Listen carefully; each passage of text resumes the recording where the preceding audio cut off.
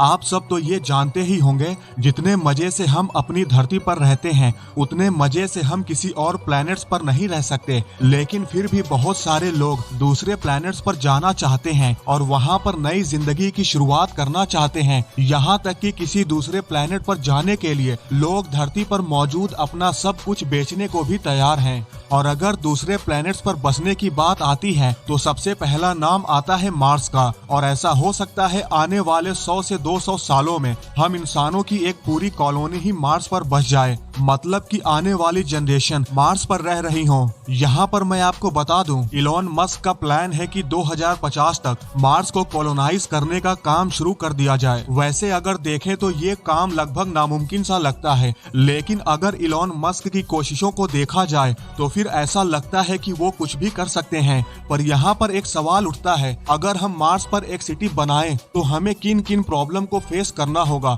Mars तो बहुत बड़ा प्लेनेट है, तो फिर इसे कॉलोनाइज करने के लिए कौन सी जगह सबसे बेस्ट रहेगी? इन सब सवालों के जवाब को आप जानोगे आज की इस वीडियो में, तो मेरे साथ अंत तक बने रहें। तो चलिए शुरू करते हैं। सो गाइज, मार्स को कॉलोनाइज करने से पहले हमें ये सोचना होगा कि धरती पर हमारी एंशिएंट सिविलाइजेशन यानी सबसे पहले बनी सभ्यताएं कैसे रहती थीं। आप सब ये तो जानते ही होंगे, फिलहाल अभी तक हम इंसान काफी ज्यादा एडवांस हो चुके हैं, लेकिन फिर भी हम अपनी धरती के बारे में कुछ भी नहीं सोच रहे, बल्कि मार्स प्लैनेट पर जाकर बसने की कोशिश में लगे हुए हैं। आप ये जानकर बहुत ज्यादा हैरान हो जाएंगे कि एंशिएंट सिविलाइजेशन के बारे में जानकर हमें बहुत कुछ सीखने को मिल सकता है, जो हमें शायद मार्स पर कुछ काम आ जाए। अब अगर देखा जाए तो धरती पर भी शुरुआत में कुछ विलेजेस और टाउन्स ही बने थे।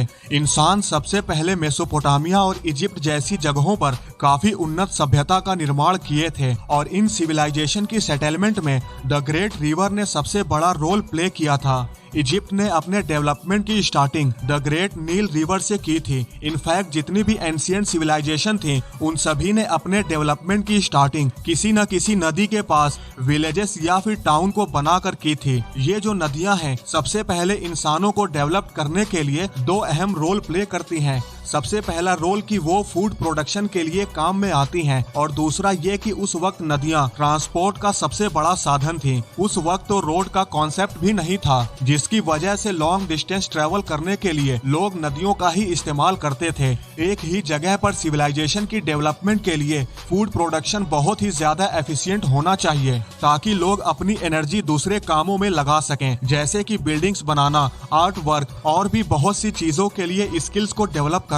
इनमें से सबसे ज्यादा जरूरी काम ये है कि एक ऐसा एडमिनिस्ट्रेटर हो जो पूरी सिटी के कामों को अच्छे तरह से संभाल सके। ये सुनने के बाद आप अच्छी तरह से समझ गए होंगे कि धरती पर सबसे पहली सिविलाइजेशन को बिल्ड होने के लिए किन किन चीजों की जरूरत पड़ी थी। यहाँ पर यह समझना बहुत जरूरी है कि हम मार्स पर धरती की हिस्ट्री को रिपीट नहीं कर सकते, क्योंकि मार्स पर नदियाँ तो क्या, सांस लेने के लिए हवा भी मौजूद नहीं है। ये पूरी तरह से बंजर है। ट्रांसपोर्ट के जो मेथड जो हमने धरती पर बनाए हैं वो मार्स पर बनाना नामुमकिन है। हमारे पास धरती पर बहुत कुछ है, खाने के लिए, पहनने के लिए, यहाँ तक कि रहने के लिए भी। लेकिन एक आम इंसान मार्स पर जाकर क्या करेगा? किस तरह वो मार्स पर जाने के बाद ह्यूमन सिविलाइजेशन की वो हेल्प करेगा? धरती पर जितनी भी पॉपुलेशन फैल रही है उस हिसाब से हमें फ्यूचर में किसी और प्लेनेट पर जाकर तो रहना ही होगा। जिस स्पीड के साथ हम स्पेस में डेवलपमेंट कर रहे हैं उसे देखकर ऐसा लगता है जैसे आने वाले 50 सालों में हम दूसरे प्लेनेट पर जाने का आसान हल निकाल ही लेंगे। इलॉन मस्क का मानना है कि 8 से 10 साल बाद हम मार्स पर पहले इंसान को भेज देंगे। पर यहाँ पर एक सवाल आता है, क्या पहले इंसान को मार्स पर भेजने और परमानेंटली वहाँ पर सेटल होने के दौरान क्या क्या प्रॉब्लम आएंगे? जी हाँ दोस्तों, बिल्कुल प्रॉब्लम्स तो आएंगे, लेकिन इन प्रॉब्लम का सॉल्यूशन इलॉन मस्क ने पहले से ही सोच के रखा हुआ है। यहाँ पर मैं आपको बता दूं कि मार्स पर जाने वाले पहले इंसान को सबसे पहले फूड और क्रॉप्स को ग्रो करना होगा। ये चीजें धरती पर जितनी आसान है वो दूसरे प्लेनेट पर उतनी ही ज्यादा कॉम्प्लिकेटेड है। हम धरती से डायरेक्टली फूड नहीं लेकर जा सकते, क्योंकि ये काम बहुत ज्यादा मुश्किल है, और इसके साथ ही हमें मार्स पर सूरज के रेडिएशन से भी खुद को बचाना होगा। इन दोनों प्रॉब्लम को सॉल्व करने के लिए साइंटिस्ट की इंटरनेशनल टीम ने मार्स पर टेम्पी मेंसा नाम की मार्शियन क्लिफ्ट को सेलेक्ट किया है। ये एक ऐसी जगह है जहां हम अपने आप को रेडिएशन से भी बचा सकेंगे, और उसके साथ ही क्रॉप्स यानी फसलों को प्रॉपर सनलाइट में में रख सकेंगे ताकि उन्हें बगैर किसी प्रॉब्लम के ग्रो किया जा सके। यहाँ पर मैं आपको बता दूं, हमारा मेन मकसद ग्राउंड पर वार्मथ लाना होगा और इसके साथ ही हार्मफुल अल्ट्रावायलेट रेस को ब्लॉक करना होगा।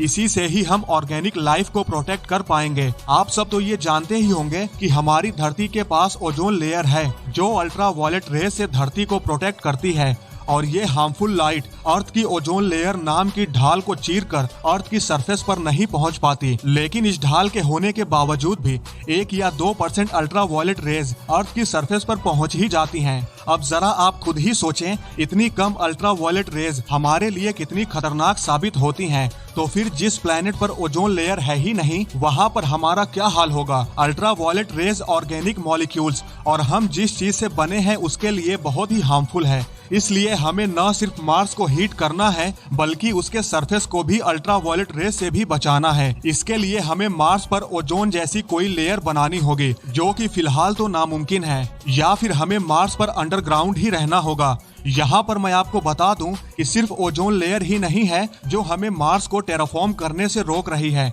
बल्कि सबसे पहली प्रॉब्लम हमें कॉलोनाइजेशन की सॉल्व करनी होगी। मार्स पर जाते हुए एस्ट्रोनॉट्स को बहुत ही हार्मफुल रेडिएशन का सामना करना होगा जो ह्यूमन बॉडी को काफी कमजोर कर सकती हैं। स्टार्टिंग में जो लोग मार्स पर रहेंगे उन्हें खुद ही सारा काम करना पड़ेगा। मार्स पर नेचुरल वाटर भी मौजूद नहीं है और इसके साथ ही मार्स का टेम्परेचर बहुत ज्यादा ठंडा भी है, जहाँ पर हड्डियों तक को गला देने वाली ठंड पड़ती है। और यहाँ का एटमॉस्फेयर पृथ्वी के मुकाबले बहुत ही ज्यादा पतला है, जिसकी वजह से मार्स की सरफेस हीट को मेंटेन नहीं रख सकती। मार्स का एवरेज टेम्परेचर -62 डिग्री सेल्सियस तक पहुंच जाता है। यहाँ पर मैं आपको बता दूं कि मार्शियन क्लिफ्ट लोकेशन पर रहने वाले एस्ट्रोनॉट को हाई रेडिएशन वाले एरिया में सिर्फ जरूरत के वक्त ही मार्शियन व्हीकल के जरिए क्लिफ के आउटसाइड एरिया में ट्रेवल करना होगा। इतनी ज्यादा मुश्किल हालात के बावजूद भी साइंटिस्ट का मानना है कि मार्स पर रहना पॉसिबल है, सिर्फ इसी वजह से कि वहाँ पे अरबों साल पहले पानी हुआ करता था। क्या आप जानते हैं कि मार्स की सरफेस पर एक बहुत ही बड़ा होल है जिसका नाम है हेलस। इसे होल ना कह के अगर इसे एक क्रेटर कहें तो ज्यादा अच्छा रहेगा, क्योंकि हेलस क्रेटर का डायामीटर तकरीबन 2300 किलोमीटर है और इसकी गहराई करीब 7 से 8 किलोमीटर तक की हो सकती है। इस क्रेटर के बॉटम पर एटमॉस्फेरिक प्रेशर इतना ज्यादा है कि लिक्विड वाटर को आसानी से जनरेट किया जा सकता है। यहाँ पर एक और बात जानने वाली है कि अरबों साल पहले मार्स का एटमॉस्फेयर मोटा हुआ करता था।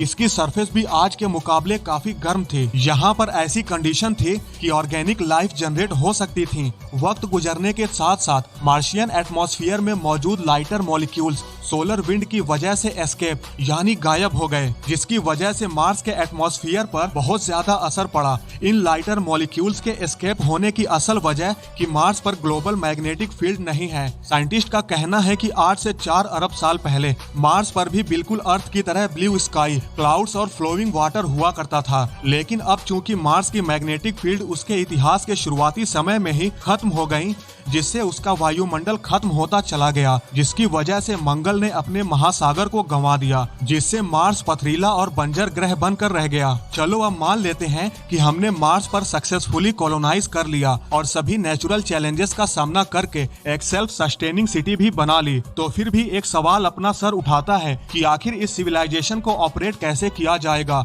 और किस टाइप की गवर्नमेंट यहाँ पर होनी चाहिए। तो आपको मैं बता दूं, इलोन मस्क का कहना है कि हमें मार्स पर रिप्रेजेंटेटिव डेमोक्रेसी के बजाय डायरेक्ट डेमोक्रेसी को फॉलो करना चाहिए। गाइस, रिप्रेजेंटेटिव डेमोक्रेसी उसे कहते हैं जहां तमाम लोग अपनी पसंद से किसी को भी रूल करने के लिए सेलेक्ट करते हैं। लेकिन डायरेक्ट डेमोक्रेसी में लोग डायरेक्ट लॉज को वोट देंगे कि क्या ये लॉज होना चाहिए या फिर नहीं, और ये लॉ भी ऐसे होने चाहिए जो सबको अच्छे से समझ में आ जाए। वैसे साइंटिस्ट ने मार्स को टेराफॉर्म करने के लिए बहुत ज्यादा आइडियाज भी दिए हैं, जैसे कि बड़े ऑर्बिटल मिरर्स को मार्स के ऑर्बिट में प्लेस करना, जिससे वो सनलाइट को रिफ्लेक्ट करके मार्स की सरफेस को हीट कर सके। Green house gas producing factories को भी मार्स पर सेटअप करने का आइडिया दिया गया था, जिससे सोलर रेडिएशन को ट्रैक किया जा सके। और यहाँ तक कि मार्स पर परमाणु बम को भी फोड़ने का भी आइडिया दिया गया। पर क्या आपको लगता है न्यूक्लियर वेपन का यूज कर मार्स को रहने लायक बनाया जा सकता है। खैर, नासा के स्टडी के मुताबिक मार्सियन इन्वायरमेंट को बदलकर सस्टेनेबल बनाना अभी भी हमारी टेक्नोलॉजी के साथ पॉसिबल नहीं है। इसीलिए हमें मार्स की कंडीशन को देखकर वहां पर सबसे पहले शेल्टर बनाने होंगे, ना कि किसी ऊट पटांग की हरकत करके उसे और बर्बाद कर दें। तो गाइज, आज की इस वीडियो को देखने के बाद आप ये जान गए होंगे कि मार्स पर ह्यूमन सिविलाइजेशन को बसाने के लिए किन किन चैलेंजेस का सामना करना पड़ेगा और इन चैलेंजेस का मुकाबला करने के लिए कितने ज्यादा आइडियाज भी हैं। मुझे पूरी उम्मीद है कि फ्यूचर में इलॉन मस्क मार्स को कॉलोनाइज करने में कामयाब हो जाएंगे। आपकी इस बारे में क्या राय है, कमेंट करके जरूर बताएं। तो फिर गाइज, आज की इस वीडियो में बस इतना ही। आई होप आपको ये वीडियो जरूर पसंद आई होगी। अगर आपको ये वीडियो पसंद आई है तो लाइक और शेयर करना न भूलें और ऐसी ही इंटरेस्टिंग वीडियो देखने के लिए हमारे चैनल को सब्सक्राइब करना न भूलें।